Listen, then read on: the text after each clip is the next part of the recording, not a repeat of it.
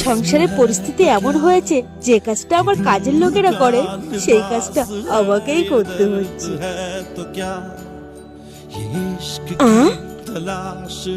আরে এটা তো রামু, যে আমাদের প্রতিদিন দই দিয়ে যায়। একে দিদি, আমি তোমাকেই দইটা দিতে আসলাম আর তুমি আমাকে দেখে লুকাচ্ছ। আরে তুমি এত বড় বাড়ির বউ হয়ে নিজের মাঠে কুপাচ্ছ। তোমার তো অনেক কাজের লোক, তারা কোথায় গেল দিদি? আসলে বাবু, আমাদের সংসারের পরিস্থিতি না অনেক খারাপ হয়ে গেছে। আমার স্বামী চাকরিটা ছাড়িয়ে গেছে, সেই জন্য দিন আনা দিন খাওয়ার মতো চলছে। সব চাকরবাকর ছেড়ে দিয়েছি।